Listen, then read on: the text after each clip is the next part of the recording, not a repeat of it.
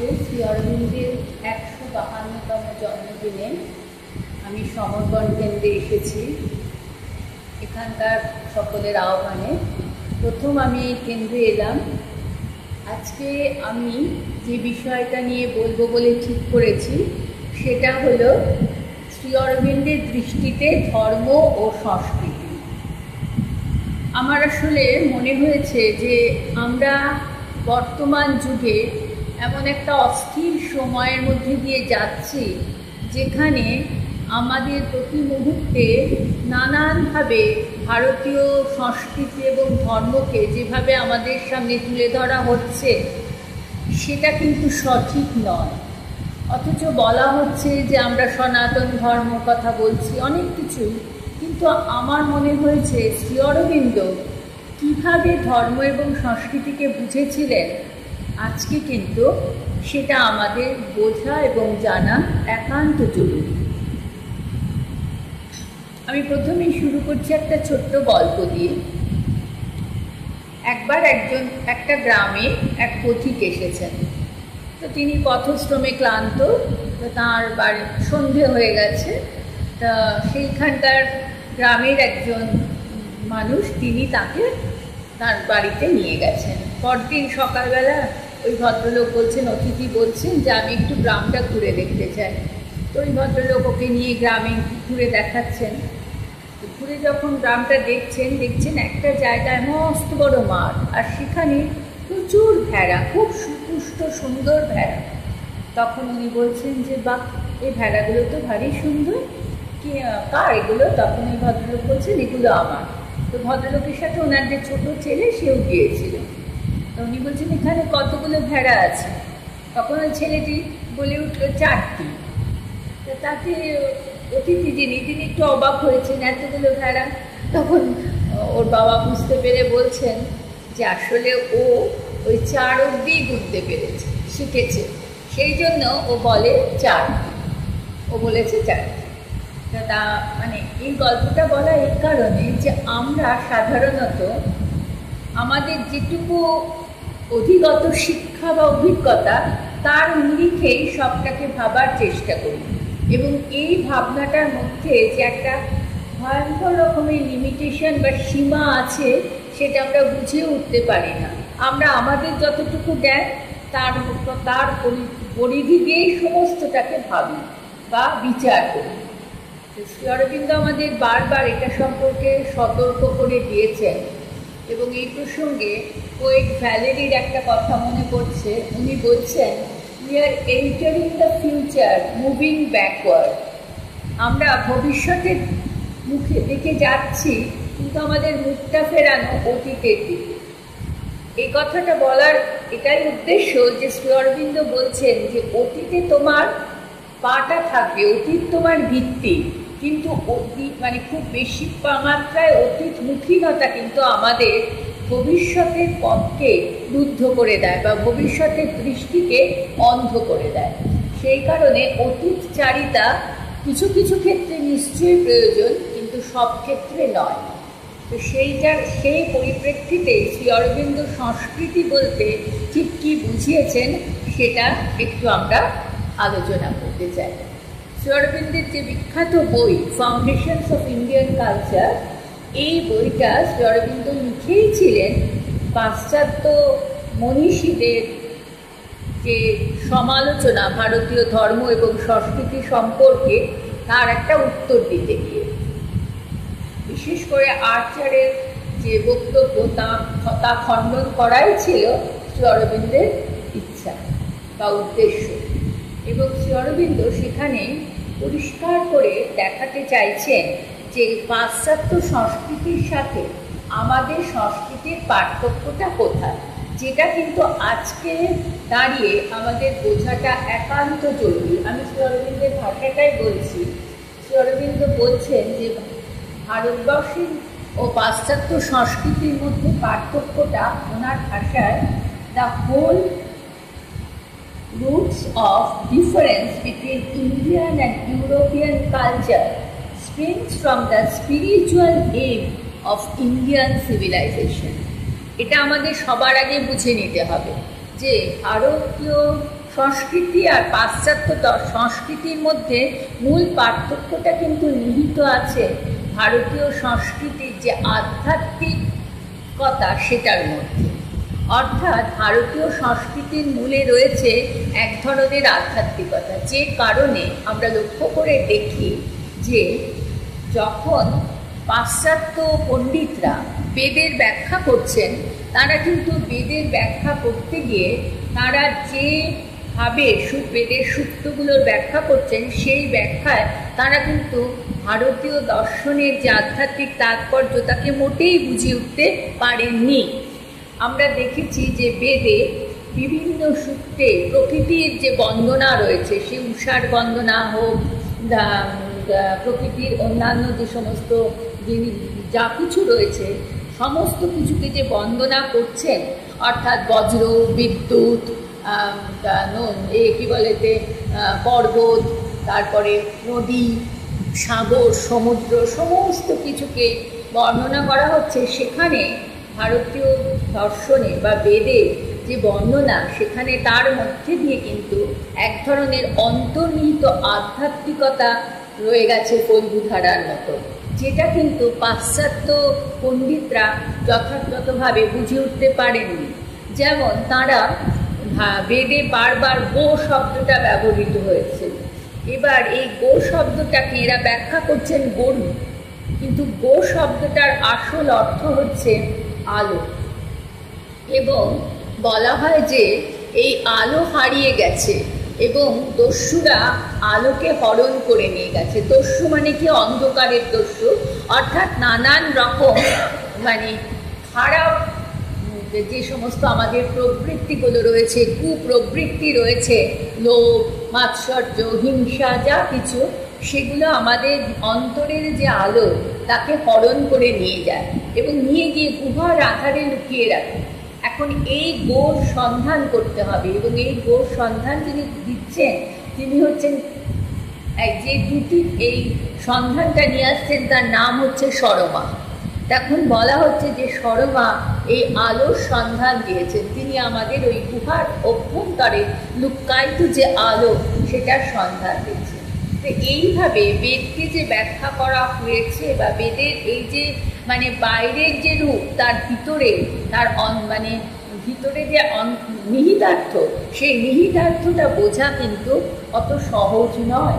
বিশেষ করে বলা হয় যে বেদের ভাষা হচ্ছে সান্ধ্য ভাষা, অর্থাৎ যে ভাষাটাকে খুব সহজ নয় বোঝা, তার মধ্যে কিন্তু অনেকটা আলো আধারির খেলা রয়েছে। সুতরাং তার সেই তাৎপর্যকে যথাযথভাবে না উপলব্ধি করতে পারলে ভারতীয় আধ্যাত্মিকতাকে বোঝা সম্ভব নয়। যে কারণে পাশ্চাত্য দার্শনিকরা বা পাশ্চাত্য মানুষরা অনেক সময় কিন্তু ভারতবর্ষের ধর্ম এবং আধ্যাত্মিকতাকে ঠিকমতো বুঝতে পারেননি, এবং অনেক সময় দেখা গেছে যে আমরা দেখেছি পাশ্চাত্যে, বিশেষ করে গ্রিক সভ্যতার দিকে যদি আমরা তাকাই, সেখানে আমরা দেখব যে বিভিন্ন যে দেবতার কল্পনা করা হয়েছে, যারা হচ্ছেন প্রকৃতির এক একটা শক্তির দেবতা। সেই শক্তির দেবতার কথা কিন্তু বেদেও রয়েছে, কিন্তু বেদে সেই শক্তির দেবতাকে যে তার যে অন্তর্নিহিত অর্থ, সেটার সাথে কিন্তু ওই গ্রিক দেবতাদের অর্থের কোনো সামঞ্জস্য নেই। কিন্তু ওইভাবে পাশ্চাত্য চিন্তাবিদরা ভারতীয় দর্শনকে বোঝার চেষ্টা করেছেন, এবং বারবার অনেক ক্ষেত্রেই কিন্তু তারা ভুল বুঝেছেন। এ তো গেল পাশ্চাত্য দার্শনিকদের কথা, এবং তারা সেটা বোঝেননি বলেই তারা অনেক সময় ভারতবর্ষের প্রকৃত ধর্মকে বুঝে উঠতে পারেননি, এবং ভারতবর্ষের সংস্কৃতি ধর্মের সাথে ওতপ্রোতভাবে জড়িত। তো সেই যে ধর্মের কথা তারা বলছেন, আমরা দেখতে পাই, যেহেতু শ্রী অরবিন্দ বারবার বলছেন যে যেহেতু আধ্যাত্মিকতাই হচ্ছে আমাদের সংস্কৃতির অন্যতম বৈশিষ্ট্য, সে কারণে আমরা যদি ভালো করে লক্ষ্য করি, আমরা দেখব যে আমাদের দেশে জড়বাদী দর্শন কিন্তু বেশি দীর্ঘদিন স্থায়ী হয়নি। আমরা সবাই জানি যে একটা সময় বেদের তো মন্ত্র অংশ রয়েছে, ব্রাহ্মণ অংশ রয়েছে, অনেক ভাগ রয়েছে। আমরা দেখতে পাই যে একটা সময় কিছু মানুষ, তারা ব্রাহ্মণরা, তারা বেদের এমনভাবে ব্যাখ্যা করছিলেন যে সেই ব্যাখ্যার দ্বারা তারা যারা বেদ পাঠ পড়ে না বা পড়তে পারেন না সেই সমস্ত মানুষকে রীতিমতো তাদের উপরে মানে অনেক সময় যেভাবে শাসন করতেন বা যেভাবে নিয়ন্ত্রণ করতেন সেটা সঠিক নয়। তার ফলে এই ধরনের মানে বেদের উপরই যেন মানুষের বা আধ্যাত্মিকতার উপরই কিছু লোক তারা ক্ষুব্ধ হয়ে গেল এবং তার ফলে তারা প্রতিবাদ করলো। আমরা সকলেই জানি যে চারবাকের কথা, চারবাক সম্প্রদায় যারা ছিলেন একেবারে মানে ভীষণভাবে জড়বাদী। আমরা দেখতে পাই যে কিছুদিন পর্যন্ত কিন্তু এই চারবাক দর্শনটা বেশ আদরণীয় হয়েছিল, এবং এটাকে বলা হয় লোকায়ত ধর্ম, এটা হচ্ছে জনপ্রিয় হয়েছিল। কিন্তু যেহেতু এটার মূল নিহিত রয়েছে জড়বাদে, আধ্যাত্মিকতার কথা এখানে বলা হয় না, যেহেতু সেখানে মানুষের একটা উচ্চতর অভিপ্সার কথা নেই, সে কারণে আমরা দেখতে পাই যে জড়বাদী চারবাক দর্শন কিন্তু দীর্ঘদিন ভারতীয় মননে স্থায়ী রেখাপাত করতে পারে। অথচ দেখুন, আমরা নাস্তিক দর্শন বলতে বৌদ্ধ দর্শন, জৈন দর্শনকেও নাস্তিক দর্শন বলি। নাস্তিক দর্শন কেন না, তারা বেদের প্রামাণ্যে বিশ্বাস করেননি এবং বেদ বিরোধিতা করেই এই দর্শনগুলো গড়ে উঠেছে, এই ধর্মগুলো গড়ে উঠেছে। অথচ বৌদ্ধ ধর্ম বা জৈন ধর্মের প্রভাব কিন্তু এখনও রয়েছে। তার কারণ এরা নাস্তিক হলেও বেদের প্রামাণ্যে বিশ্বাস না করলেও এরা কিন্তু আধ্যাত্মিকতার বিরোধী ছিলেন না, এবং বৌদ্ধ ধর্ম বা জৈন ধর্ম দুটোতেই ভারতীয় আধ্যাত্মিকতার প্রকাশ আমরা দেখতে পাই। তার ফলে আমাদের যেটা বলার কথা, শ্রী অরবিন্দ বারবার বলছেন যে এই জায়গাটা কিন্তু খুব ভালো করে বুঝতে আমাদের হবে, যে আমাদের ভারতীয় সংস্কৃতির মধ্যে একটা আধ্যাত্মিকতার সুর রয়েছে, জীবনের সমস্ত জায়গায় সেটা কিন্তু চালিয়ে গেছে। আরেকটা কথা যেটা খুব গুরুত্বপূর্ণ জিনিস, সেটা হচ্ছে যে আমরা যদি বিশেষ করে ইউরোপের দিকে তাকাই, আমরা দেখতে পাবো যে সেখানে যে ধর্মের ভাবনা, সেই ধর্মটা কিন্তু মূলত কোনো একজন প্রিস্টহুডের উপরে নির্ভরশীল। একজন ব্যক্তি, যাকে পোপই বলা হোক, যাই বলা হোক, তিনি হচ্ছেন ধর্ম প্রতিষ্ঠানের প্রধান, তার হাতে সকল ক্ষমতা, এবং এই ধর্মটা সাধারণত পোপতন্ত্র বলতে পারি, বা এরা হচ্ছে একটাই ধর্ম এবং এই ধর্মটা তোমাকে মানতে হবে। তুমি যদি এই ধর্ম না মানো তাহলে পরে কিন্তু তোমাকে আমরা মানে থেকে কী বলে, সমাজ থেকেও মানে বিচ্যুত করে দিতে পারি, একঘরে করে দিতে পারি। এবং এই ধরনের যে চিন্তা ভাবনা একটা সময় এতটাই প্রাধান্য পেয়েছিল, এবং আমরা যদি ইউরোপের ইতিহাস দেখি, কত শতাব্দী ধরে ইসলাম ধর্ম আর খ্রিস্টান ধর্মের মধ্যে ধর্মযুদ্ধ চলেছে, অক্লান্তভাবে ধর্মযুদ্ধ চলেছে, এবং প্রত্যেকেই কিন্তু এই ধর্ম হচ্ছে প্রচারমুখী ধর্ম। ভারতবর্ষের ধর্মের সাথে ইউরোপীয় ধর্মের পার্থক্যই হচ্ছে ভারতবর্ষের ধর্ম কিন্তু প্রচারমুখী ধর্ম নয়, এটা কিন্তু কতগুলো ডগমা, কতগুলো নীতি, কতগুলো মানে কঠোর কতগুলো অনুশাসন এর উপরে ভিত্তি করে গড়ে ওঠেনি। এবং আমাদের আরেকটা বৈশিষ্ট্য যেটা ভাবলে খুব অদ্ভুত লাগে, যে আমরা যদি ভারতবর্ষের দিকে তাকাই, আমরা দেখব এখানে ধর্মের কথা বলা হয়েছে, নীতির কথা বলা হয়েছে, কিন্তু আলাদা করে নীতি মানে নৈতিকতা সম্পর্কে নৈতিক দর্শন বলে কিন্তু ভারতবর্ষে কিছু ছিল না। কেন? তার কারণ হচ্ছে এখানকার যে আধ্যাত্মিক আদর্শ, এখানকার যে ধর্মীয় আদর্শ, তার মধ্যে নৈতিকতা নিহিত রয়েছে, অর্থাৎ কিভাবে আমরা জীবন যাপন করব। এবং সেখানে বলা হচ্ছে যে আমাদের দুটো দিক রয়েছে, একটা হচ্ছে চর্চার দিক আর একটা হচ্ছে চর্যার দিক। চর্যা মানে হচ্ছে জীবনে ফলিয়ে তোলা, এবং এই জীবনে ফলিয়ে তোলার ব্যাপারটা ভারতবর্ষে এতটাই প্রাধান্য দেওয়া হয়েছে যে শুধুমাত্র কতগুলো মন্দিরে, কতগুলো শাস্ত্রের মধ্যে, কতগুলো শুকনো আচার আচরণের মধ্যেই ভারতীয় দর্শন ভাবনা বা ভারতীয় ধর্ম কখনো নিহিত হয়ে নেই। আমরা আজকাল সনাতন ধর্ম কথাটা খুব শুনি, কিন্তু শ্রী অরবিন্দ যেভাবে সনাতন ধর্মকে বোঝাতে চেয়েছেন, সনাতন ধর্ম মানে হচ্ছে যেটা বিশ্বজনীন ধর্ম, যে ধর্মের মধ্যে কোনো রকমের কোনো নীচতা নেই, যে ধর্মের মধ্যে কোনো সাম্প্রদায়িক ভাবনা নেই, যে ধর্ম হচ্ছে অনেক অনেক উদার, যে সকলকে আমন্ত্রণ জানাতে পারে, সে কিন্তু কখনো কাউকে ধর্মান্তরিত করে না। তার ধর্মটা এমনই যে সেখানে মানুষ আপনা থেকেই মাথা নোয়ায়, সেখানে ধর্মান্তরিত করার কোনো জায়গাই নেই। সেই কারণেই সেটা হচ্ছে সনাতন ধর্ম। এই সনাতন ধর্মের যে ঐতিহ্য, সেটাকে সবসময় পাশ্চাত্য দার্শনিকরা একেবারেই বুঝতে পারেন না। শ্রী অরবিন্দ একটা জায়গায় বলছেন, Indian understanding of religion tells us there is no true or false religion, but rather all religions are true in their own way and degree. Each is one of the 1,000 paths to the one eternal. সাংঘাতিক কথা বলছেন যে ভারতবর্ষে ধর্মকে যখন বোঝা হয়েছে, বলা হয়েছে সত্য ধর্ম আর মিথ্যা ধর্ম বলে আসলে কিছু নেই। কেন নেই? বলছেন যে আসলে সমস্ত ধর্মই হচ্ছে তার নিজের দিক থেকে সত্য, সমস্ত ধর্মই সত্য। তার কারণ প্রত্যেকেই কিন্তু সেই যে পরম এক ঐক্য, সেই যে পরম সত্য, তাকে জানার বিভিন্ন প্রচেষ্টা মাত্র বা পথ মাত্র। সেই কারণে একদম যারা খুব সামান্যভাবে যে কোনোভাবেই একটা হয়তো মাটির ঢেলা, পাথরের ঢেলাকে পুজো করছে, এবং আমাদের ভারতবর্ষে আশ্চর্য, আমাদের নানান আকারে দেবতাকে পুজো করা হয়। কেউ নিরাকার দেবতার পুজো করছেন, কেউ মন্দিরে গিয়ে এক দেবতার মূর্তি তৈরি করে পুজো করছেন।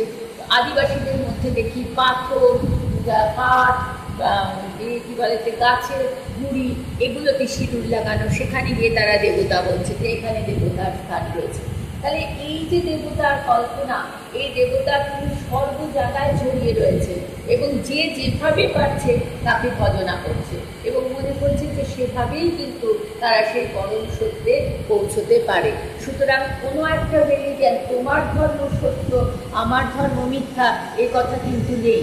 আজকের যুগে দাঁড়িয়ে আমাদের বলা হচ্ছে যে ভারতবর্ষ কখনো হিন্দু ধর্ম কখনো ইসলাম ধর্মকে আমন্ত্রণ জানাতে পারে না, ইসলাম ধর্ম সম্পূর্ণ বিরোধী একটা ধর্ম। না, ভারতবর্ষে আমরা যদি সেই প্রাচীন ইতিহাস বা বেশি দূরেও যেতে হবে না, মধ্যযুগের পরে যখন ইসলাম ধর্ম প্রথম আমাদের এখানে এসেছিল, ইসলাম ধর্মের যে আমাদের দেশে যখন ছড়িয়ে পড়লো আস্তে আস্তে, সেখানে কিন্তু দেখা যাচ্ছে যে ভারতবর্ষ অদ্ভুত, সে কিন্তু সেই ধর্মকেও গ্রহণ করেছে।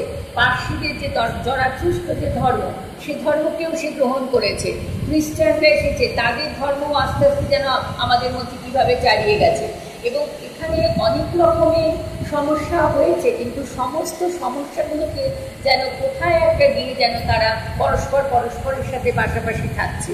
আমরা দেখতে পাই যে হিন্দু ধর্মের মধ্যে কত রকমের সম্প্রদায় রয়েছে, বৈষ্ণব সম্প্রদায়, শৈব সম্প্রদায়, শাক্ত সম্প্রদায়, বৈষ্ণবদের মধ্যেও আবার কত রকমের বাউল সকলেই রয়েছে, তাদের নিজস্ব ধর্ম রয়েছে। যেগুলো হচ্ছে একেবারে লোক ধর্ম, সেই লোক ধর্মও কিন্তু রয়েছে, এবং প্রত্যেকে সহাবস্থান করছে। কখনো কখনো যে এদের মধ্যে কোনো রকম কোনো হয়নি, কলহ বিবাদ হয়নি, এই কথা যদি আমরা বলি তাহলে সেটা মিথ্যে কথা হবে। কিন্তু শ্রী অরবিন্দ বলছেন যা কিছুই হোক না কেন, সেটা এমন পর্যায়ে পৌঁছয়নি যে পারস্পরিক মারামারি কাটাকাটি করে কয়েক শতাব্দী পেরিয়ে গেছে পারস্পরিক ভুল বোঝাবুঝিতে, সেটা কিন্তু কখনোই হয়নি। তার কারণ ভারতবর্ষের মধ্যে যে একটা অদ্ভুত সহনশীলতা রয়েছে, সে সমস্ত ধর্মের সার সত্যকে নিজের মধ্যে গ্রহণ করে নিতে পেরেছে। এই যে বিশ্বজনীনতা এবং এই যে ঔদার্য এবং সকলকে গ্রহণ করার মতো যে ব্যাপারটা, এটা ভারতবর্ষের অন্যতম বৈশিষ্ট্য।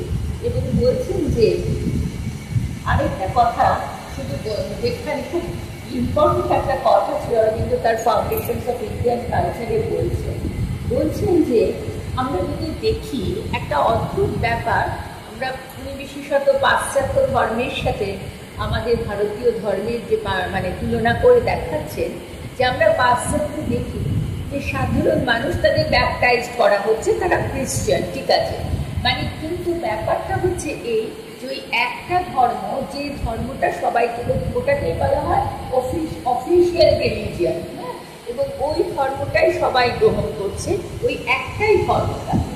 এবার সাধারণ মানুষের দৈনন্দিন জীবন যাপনে তার যে প্রতিফলন, সেটা যে সবসময় খুব একটা দেখা যাচ্ছে তা কিন্তু নয়। কিন্তু বলছেন যে পাশ্চাত্য দার্শনিকরা বলছেন এই যে তোমরা এত বড় বড় কথা বলো, তোমাদের ফিলোসফাররা মায়ার কথা বলছে, লীলার কথা বলছে, বলছে যে ঈশ্বর হচ্ছেন সকলের মধ্যে রয়েছেন, এই যে ব্যাপারগুলো, এগুলো কি সাধারণ মানুষ বোঝে? শ্রী অরবিন্দ খুব সুন্দর করে বলছেন যে অবাক হয়ে যাবে আমাদের যে সাধারণ মানুষ, তারাও কিন্তু জগৎ মায়াময়, জগৎ এটা হচ্ছে ঈশ্বরেরই লীলা। হ্যাঁ, একজন মাঝি নৌকো চালাতে চালাতে গান গাইছে, সে যে গান গাইছে সেই গানের মধ্যে দিয়ে সে ঈশ্বরের গুণগান করছে। সে আমরা দেখি যে ঈশ্বর পাটনির গল্প আমরা পড়েছি, তাই না? সেখানে আমরা দেখছি, কবিতা আমরা পড়েছি, সেখানে আমরা এসে দেখছি যে মানে মা অন্নপূর্ণা তিনি বলছেন, ঈশ্বর পাটনিকে বলছেন আমাকে তুমি একটু পার করে দাও, আমার পাড়ানি নেই, পার করে দাও। বলছি সে আবার কি কথা, তোমার পাড়ানি নেই যাবে, তুমি এরকমভাবে যাচ্ছ কেন? সে তখন একই পরে তার স্বামীর নিন্দা করে যাচ্ছে। সেখানে একটা জায়গায় বলছে কোনো গুণ নাই তার কপালে আগুন, কে তিনি তো সেই, আর সত্যি তো কোনো গুণ দিয়ে তাকে বর্ণনা করা যায় না, তাই কপালে আগুন, তার তৃতীয় নেত্র রয়েছে, এইভাবে বর্ণনা, সে প্রতিটা বর্ণনার মধ্যে দিয়ে ফুটে উঠছে ঈশ্বরের স্বামীর প্রতি প্রেম, ভালোবাসা। হ্যাঁ, তারপরে তিনি ঈশ্বর পাটনিকে নিজের পরিচয় দিচ্ছেন। এই যে প্রতিটা কথা, প্রতিটা লোকগাথায়, গল্পে আমরা দেখি যেন ধর্ম ছড়িয়ে আছে। একটা গল্প কথা আমরা প্রায় শুনি যে একটি লোক গেছে, তাকে বলা হয়েছে যে তুমি দেখো অমুক গ্রামে যাবে, অমুক শহরে যাবে, সেখানে গিয়ে যিনি মাংস বিক্রি করেন তার কাছে যাবে, তিনি হচ্ছেন পরম ধার্মিক। তো উনি তো খুঁজতে খুঁজতে গেছেন, গিয়ে তখন দেখছেন যে উনি যখন গেছেন তখন বেলা দ্বিপ্রহর। তো যিনি মাংস বিক্রি করছেন উনি বলছেন যে আপনি একটু বসুন, আপনি আমার অতিথি, কিন্তু আমার উপায় নেই, আমার এখনও দেখছেন তো খরিদ্দার আসছে, আমি তাদের দেবো। মানে উনি দেখছেন নিপুণভাবে সুন্দর করে উনি মাংস কাটছেন, উনি ওজন করছেন, করে করে উনি দিচ্ছেন। এবার সারা ওই অতটা অনেকক্ষণ দেখছেন, তারপর যখন সব কাজ টাজ হয়ে গেল, হাতটা দিয়ে বলেন চলুন এবার আমার বাড়িতে, আপনাকে অনেকক্ষণ অভুক্ত রেখেছি। বাড়িতে যখন গেছেন, ওনাকে জল দিয়েছেন, উনি বসেছেন, খেতে খেতে বসেছেন, তারপরে উনি বলছেন যে আপনার কাছে, আমার কাছে কেন এসেছেন আপনি? তখন বলছেন যে আসলে আমি জিজ্ঞাসা করেছিলাম একজনকে যে অমুক গ্রামে আমি যাব, একজন ধার্মিক, পরম ধার্মিক লোকের আমি সন্ধান চাই, যিনি হচ্ছেন সৎ এবং ধার্মিক। তখন বলছেন যে তুমি তাহলে এনার সাথে দেখা করো। তখন উনি খুব অবাক হয়ে বলছেন যে আমার সম্বন্ধে এই কথা বলেছেন, কিন্তু আমি তো তেমন কিছু করি না, এই তো দেখছেন আমার পেশা, আমি প্রতিদিন মাংস বিক্রি করি।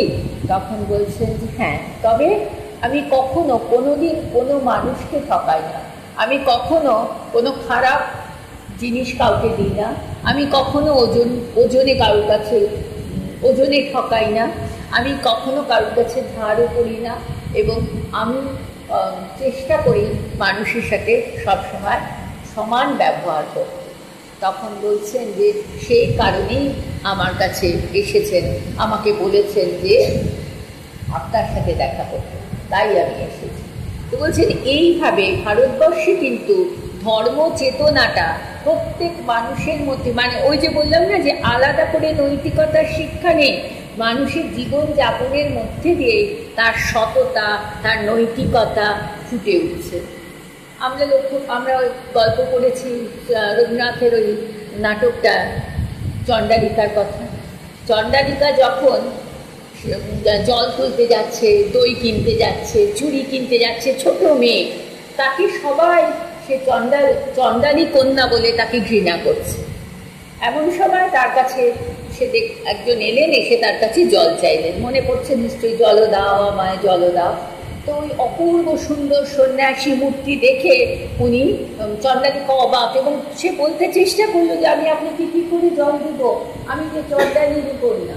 তো বলছে তাতে কি আছে, যে মানব তুমি সেই মানব আমি কন্যা, এই কথা বললেন এবং জল নিলেন।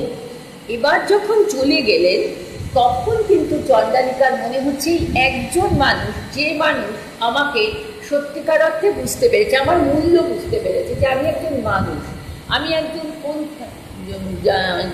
জন্ম লাভ করেছি কোন বংশে সেটা আমার পরিচয় নয়।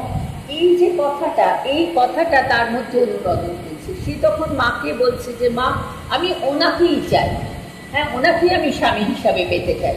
ওর মা কিন্তু অনেক ওকে বোঝানোর চেষ্টা করলেন যে উনি সন্ন্যাসী, তুমি ওকে কি করে চাইছো, তুমি চাইতে পারো না, উনি সংসার ছেড়ে বেরিয়ে গেছে। কিন্তু মেয়ে যখন বায়না করলো, সেই মনে করছে মা সেই মন্ত্র করছেন আর মন্ত্র করছেন, করতে করতে করতে করতে দেখছেন যে সন্ন্যাসী এগিয়ে আছেন, এবং যত সন্ন্যাসীর ছায়াটা আয়নায় প্রতিফলিত হচ্ছে তত চণ্ডালিকা দেখছে যে সেটার মধ্যে একটা মালিন্য। তা দেখেও ভালো লাগছে না, যে আমি তো এই সন্ন্যাসীকে দেখিনি, যা সে অপূর্ব সুন্দর করুণাময় মূর্তি, শান্তি, অপূর্ব সুন্দর সৌন্দর্য, সেটা তো দেখতে পাচ্ছি না। তখন তা সত্ত্বেও ও ভাবছে না মা তুমি নিয়ে এসো, মা তুমি নিয়ে এসো। যখন উনি এলেন, একদম সামনে এসে সম্মুখে এসে দাঁড়ালেন, তখন ওর ওই মূর্তি দেখে বলল আমি কি করেছি, যিনি সমস্ত কিছু ত্যাগ করে চলে গেছেন তাকে আমি কি দেবো, আমি আমার ক্ষুদ্র প্রেম দিয়ে তাকে বাঁধবো, তিনি তো বিশ্বের প্রেমের মধ্যে নিজেকে ছড়িয়ে দিয়েছেন, আমি তো আমার এই ছোট্ট সংসারে তাকে বেঁধে রাখতে পারি না। তখন তিনি যে মানে এটা রবীন্দ্রনাথ অন্যভাবে দেখেছেন, কিন্তু ওই চণ্ডালী কন্যা আনন্দর কাছে দীক্ষা দিলেন। তো এই যে ব্যাপারটা, অর্থাৎ একটা সাধারণ, সে তো অতি সাধারণ মেয়ে, সে কিন্তু প্রথমে তার জীবনে চাহিদা আছে, সব কিছু আছে, সে কোনোদিন কারোর কাছে ভালোবাসা পায়নি, করুণা পায়নি, সবার কাছে ঘৃণা পেয়েছে। আনন্দ তাকে মানবের সম্মান দিয়েছেন, সেইটাতেই সে মুগ্ধ হয়ে গিয়েছিল, সে আনন্দকে জীবনে গ্রহণ করতে চেয়েছিল। কিন্তু সে কিন্তু বুঝতে পারলো একটা সময় যে না, যিনি সংসার ত্যাগী সন্ন্যাসী তাকে ওই মায়ার বাঁধনে বাঁধা যায়। তাহলে একটা সাধারণ মানুষের মধ্যেও এই যে বোধ, এটা কিন্তু ভারতবর্ষের মানুষের মধ্যে যেভাবে আছে সেটা কিন্তু অন্য কোনোভাবে। শুধু তাই না, ঔদার্যের একটা উদাহরণ আমরা উপনিষদে পাই। আমরা সবাই জানি মহর্ষি গৌতমের কথা, তার কাছে ছাত্ররা পড়তে আসে, এবং যারা ব্রাহ্মণ একমাত্র তাদেরই অধিকার আছে বেদ পাঠে, উপনিষদ পাঠে তারা আসে। একটি বালক এসেছে, অপূর্ব সুন্দর বালকের মধ্যে সরল সুন্দর বালক আসতে, তখন তাকে তিনি বলেছেন তুমি কে, তোমার পিতা কে, কি তোমার পিতৃ পরিচয়? তখন ও বলছে আমি তো জানি না আমার পিতৃ পরিচয়, তবে আমি আমার মাকে জিজ্ঞাসা করে আসি। ও গেছে বাড়িতে গিয়ে বলছে, সবাই তখন ওখানকার যে পড়ুয়া তারা সবাই ভাবছে, তখন ও চলে গেছে মায়ের কাছে গিয়ে বলছে যে মা, আমার পিতৃ পরিচয় কি, আমি তো কোনোদিন আমার পিতাকে দেখিনি। তখন মা বলছেন যে আমি বহু বাড়ি পরিচর্যা করে তোমাকে পেয়েছি, আমি জানি না তোমার পিতৃ পরিচয়, আমি অনেক কষ্টে তোমাকে পেয়েছি, আমি তোমার মা, আমি এটুকুই জানি। ও ঠিক সেই কথা দিয়ে বলেছে মহর্ষি গৌতম, যে আমার মা বলেছেন এই কথা। তখন বলছেন যে তাহলে তোমার তো সত্য কাম, তুমি তো হচ্ছে জবালার পুত্র, এটাই তোমার পরিচয়, তুমি আমার কাছে পাঠ নেবে। সেখানে কিন্তু তিনি ব্রাহ্মণ, ক্ষত্রিয়, শূদ্র কিচ্ছু দেখলেন না, কি দেখলেন? সত্য কথা। তিনি দেখলেন তার মায়ের কতটা সাহস, তার মায়ের কতটা নিজের প্রতি আস্থা, যে তুমি আমার সন্তান, সেটাই তোমার সবচেয়ে বড় পরিচয়। তার মানে সেইখানে তিনি সেই সত্য পরিচয়টা পেলেন বলেই কিন্তু সেই সত্যের উপর জোর দিয়ে তিনি কিন্তু ওই সংস্কারকে ভুলে গেলেন। এটাই হচ্ছে ভারতবর্ষ।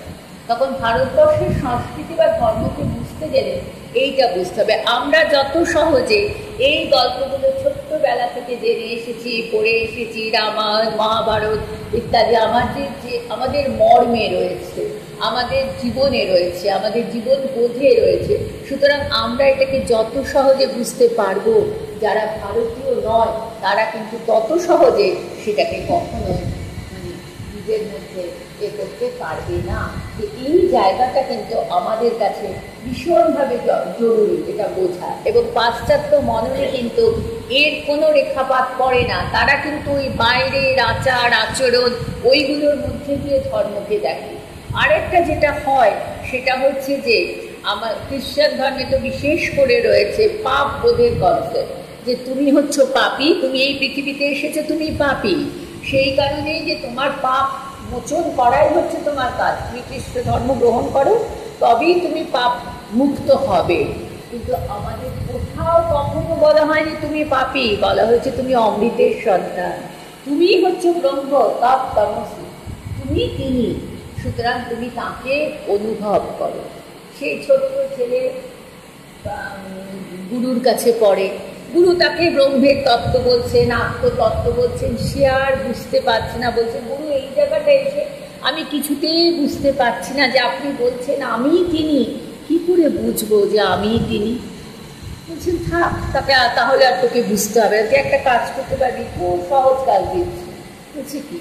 এই যে পুঁথিটা দিলাম এটা কিন্তু খুব মূল্যবান পুঁথি, এই পুঁথিটা তোকে ওই নদীটা পার হয়ে ওই আশ্রমে গিয়ে দিতে হবে, পারবি এই কাজটা? বলছে গুরু এটা তো খুব সহজ কাজ, যে তোর যখন ব্রহ্মবিদ্যা হলো না তুই এই কাজটাই কর। আচ্ছা তাই দিন। এবার সে তো পুঁথিটা নিয়ে গেছে, আর গুরু বারবার বলে দিয়েছেন পুঁথিটা কিন্তু খুব সাবধানে রাখি, সেটা বড় মূল্যবান পুঁথি।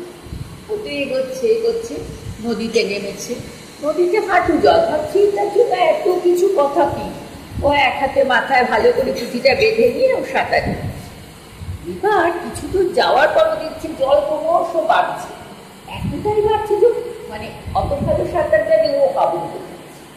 এরকম করতে করতে করতে করতে তারপর দেখছি ওর সামনে একটা ছোট্ট কাঠপিঁপড়ে, কাঠপিঁপড়েটা এরকম করে একবার উঠছে একবার নামছে, উঠছে, আর ওনা দেখে মনে হচ্ছে এক্ষুনি ও জলের মধ্যে ডুবে যাবে। তখন ও আর দিগ্বিদিক জ্ঞান শূন্য হয়ে পুঁথিটা ফেলে দিয়েছে, পুঁথিটা ফেলে দিতে কাঠপিঁপড়ে ওটার উপর উঠে গেছে, ওকে ভাসিয়ে নিয়ে চলে গেছে। বেশ কিছু দূর যখন চলে গেছে, হায় হায় আমি এটা কি বললাম, গুরুদেব যে আমাকে বলেছিলেন এই মূল্যবান পুঁথিটা ওখানে পৌঁছে দিতে হবে, এই সামান্য কাজটা আমি পারলাম না। তখন প্রচন্ড দুঃখ পাচ্ছে, ও ফিরে এলো, ফিরে এসে গুরুদেবের কাছে মাথাটা নিচু করে দাঁড়িয়েছে। গুরুদেব আমি পারলাম না। কি পারলি না মানে? ওই সামান্য একটা সাত থেকে এটা দিয়ে আসতে পারলি না বাবা, তাহলে কি করেছিস তুই পুঁথিটাকে? গুরুদেব আমি জলে ফেলে দিয়েছি। জলে ফেলে দিয়েছিস কি করে? কি হয়েছিল গল্প? তখনও যখন বর্ণনা করছে ঘটনাটা তখন বলছেন যে আচ্ছা ওই পিঁপড়েটাকে দেখি তো কি মনে হলো? গুরুদেব আমার মনে হলো আমি ডুবে যাচ্ছি। এটা মনে হওয়াতে না আমি না স্থির রাখতে পারলাম না নিজেকে, আমি সেই জন্যই পুঁথিটা দিয়ে দিলাম, ও দিব্যি ভেসে ভেসে চলে গেল। মানে এই তো তোর ব্রহ্মদর্শন হয়ে গেল। কিছু মানে যে এই যে সর্বভূতে নিজেকে দেখা, এটাই তো হচ্ছে ব্রহ্মদর্শন। যখন তোর আত্মদর্শন হবে সর্বভূতে, তখন তুই সবার মধ্যে নিজেকে খুঁজে পাবি, তখন তো আর কোনো সংকীর্ণতা থাকবে না। তখন এই ধর্ম সত্যি, ওই ধর্ম মিথ্যে, এই সম্প্রদায়ের লোক সঠিক, ওই সম্প্রদায়ের লোক বেঠিক, এ কথা তো মনে হবে না, কারোর প্রতি ঘৃণা কিচ্ছু মনে হবে না। আমাদের সনাতন ধর্ম আমাদের এটাই শেখায় যে সেই পরম ব্রহ্ম, পরম সত্য প্রত্যেকের মধ্যে আছে, প্রতিটা মানুষের মধ্যে, প্রতিটা জীবের মধ্যে, প্রতিটা বস্তুর মধ্যে। সেই মা আমাদের বলতেন না যে একটা জিনিস ব্যবহার করে তোমার ধরো ব্যবহার হয়ে গেছে, ইউজ হয়ে গেছে, তবু তুমি সেটাকে ছুঁড়ে ফেলে দেবে না, কেননা সেটা তোমার সার্ভিস দিয়েছে। তারা সব কিছুর মধ্যেই কিন্তু সেই পরম সত্য লুকিয়ে রয়েছে। সেই কারণে কখনো কোনো কিছুকে ঘৃণা ভরে তুচ্ছতার সাথে ট্রিট করা চলবে না। তাহলে আমাদের ধর্ম কিন্তু আমাদের এটাই শেখায়। সেই জন্য যখন আমরা দেখতে পাই দুর্যোধন কথা শুনছেন না, ধৃতরাষ্ট্র দুর্যোধনকে সমানে করে যাচ্ছেন, গান্ধারী এলেন। সেই গান্ধারীর আবেদন কবিতাটা গান্ধারী বারবার করে বলছেন যে তুমি এরকম করো না, তুমি অধর্ম করছো, কেন তুমি এটা বুঝতে পারছো না যে তুমি চরম অধর্ম করছো, তোমার পুত্র পাপের পথে চলেছে, আর তুমিও নিজেকে তাকে প্রশ্রয় দিয়ে তুমিও নিজেকে পাপের পথে নিয়ে চলেছো, এটা তুমি ঠিক করছো না, তুমি অন্যায় করছো বলে বলছেন।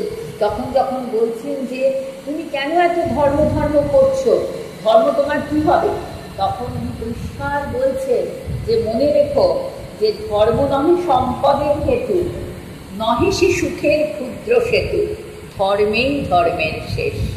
আরও বলছেন কি দিবে তোমার এই ধর্ম, গান্ধারীর সাথে সাথে উত্তর দিচ্ছেন দুঃখ নব নব।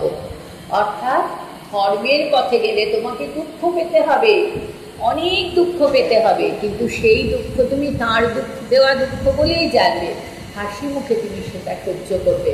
ধর্ম তোমাকে সম্পদ দেবে না, আমার এই চাই আমার ওই চাই, এটা তোমাকে ধর্ম দেবে না। ধর্ম কিন্তু তোমাকে কোনো সুখও দেবে না, তোমাকে হয়তো ধর্মপথে চলতে গেলে অনেক দুঃখ পেতে হবে, কিন্তু তবুও সে এতটাই মহৎ যে একবার যদি তুমি সেই পথে যাও তাহলে তুমি সেখান থেকে আর মুখ ফিরিয়ে নিতে পারবে না। এটাই আমাদের বারবার করে শিখিয়ে দিয়ে গেছে। এবং সেই কারণে আমরা দেখতে পাই যে ভারতবর্ষের ধর্মে অবিশ্বাসীদেরও স্থান রয়েছে, ঈশ্বরে বিশ্বাস করে না, ঈশ্বরের অস্তিত্ব মানে না, কিন্তু তাদেরও স্থান রয়েছে। যেমন খুব আশ্চর্য, যেগুলোকে আমরা বেদ অনুসারী ধর্ম বলি তাদের মধ্যেও সাংখ্য দর্শনকে কোনো ঈশ্বর নেই, সাংখ্য দর্শনে কোনো ঈশ্বরের কথা বলা হয়, যোগে ঈশ্বরের কথা বলা হয়, কিন্তু সাংখ্য দর্শনে কোনো ঈশ্বরের কথা বলা হয়। অথচ তাকেও কিন্তু আমরা আস্তিক বলি, যে কারণে ভারতবর্ষে বলা হয়েছে যে আস্তিক মানে যারা বেদের প্রামাণ্যে বিশ্বাসী, নাস্তিক মানে যারা বেদের প্রামাণ্যে বিশ্বাসী নয়। অথচ এই আস্তিক এবং নাস্তিক সম্প্রদায় সমানভাবে এখানে চলেছে। আমরা দেখেছি শ্রী অরবিন্দ দুটি উদাহরণ তুলে বলছেন যে এখানে আমরা লক্ষ্য করে দেখতে পাই যে একই সাথে কবি, একই সাথে কি বলে যে আউল বাউল এদের ধর্ম, কবি, সুফি সম্প্রদায়, তামিল যে সাধু সন্ন্যাসী তাদের যে উচ্চারিত মন্ত্র, সমস্ত কিছু যেন মিলেমিশে এক হয়ে গেছে। আমরা হয়তো সেটার ভাষাও বুঝছি না, কিন্তু ওই যে মন্ত্র উচ্চারণ করছে তার যে একটা অসম্ভব একটা মানে সেই নাদ বলা যেতে পারে, যেটাকে আমরা বলি ব্রহ্মনাদ, সেইটা কিন্তু আমরা বুঝতে পারি, আমরা ফিল করতে পারি, এবং সেইটাতেই কিন্তু আমাদের অন্তর করে যায়। তখন কিন্তু আর নতুন করে এটা এই ওটা ওই আমাদের বুঝে নিতে হয় না। রবীন্দ্রনাথের সেই গোড়া মনে পড়ে, গোড়াতে সুচরিতা যখন বলছে যে মাসিবি কি ওই পুতুলকে নিয়ে ওই গোপালকে নিয়ে পুজো করেন আমি বুঝে পাই না, তখন গোড়া তাকে বলছে তুমি ওই পাথরটাকে দেখছো মাসি, ওই পাথরটার মধ্যে দিয়ে যে মাসি স্বয়ং ঈশ্বরকে পাচ্ছে, তুমি তো শুধু ওনার কাছে পাথরটা কোনো পাথর না, এটা মনে রাখবে। সে কারণে শ্রী অরবিন্দ বলছেন যে যখন নিরাকার ব্রহ্মকে পাওয়া চেতনার মধ্যে আনা অনেক কঠিন কাজ, আমরা তাই সাকারের মধ্যে দিয়ে তাকে ধরতে চাই। সেই সাকার যে কোনো কিছু হতে পারে, তার মধ্যে দিয়ে কিন্তু আমরা সেই পরমেরই সন্ধান পাই।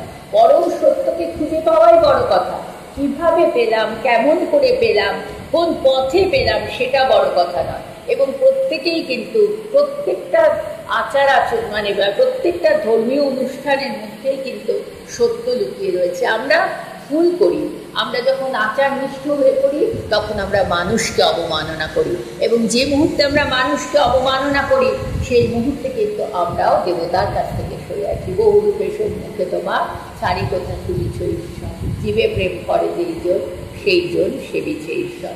আমাদের বলেছেন স্বামীজি যে সত্যি তো জীবের মধ্যেই তো রয়েছেন সেই পরম ব্রহ্ম, তাহলে তাকে আমি প্রতিনিয়ত আমি তাকে ঘৃণা করছি, তুচ্ছ তাচ্ছিল্য করছি, তাকে আমি সরিয়ে দিচ্ছি, তাহলে কী হবে? আমার দেবতার পূজা করে, যিনি দেবতা তিনি তো নিজেকে ছড়িয়ে দিয়েছেন সীমার মাঝে অসীম তিনি, তাই তো তিনি আমাদের এই অসীমের সেই অসীম দেবতা আমাদের এই সীমার মাঝে ধরা দিয়েছেন। এটাই তো তার রূপ। এটাই যদি আমরা বুঝতে পারি তাহলে কিন্তু রিলিজিয়ানের যথার্থ তাৎপর্য আমরা বুঝতে পারবো। আমি শ্রী অরবিন্দের কথা দিয়ে শেষ করব। শ্রী অরবিন্দ আমাদের সতর্ক করে দিয়ে বলছেন, it is necessary to emphasize the synthetic character and embracing unity of the Indian religious mind, because otherwise we the whole meaning of Indian life and the whole sense of Indian culture. কি বললেন?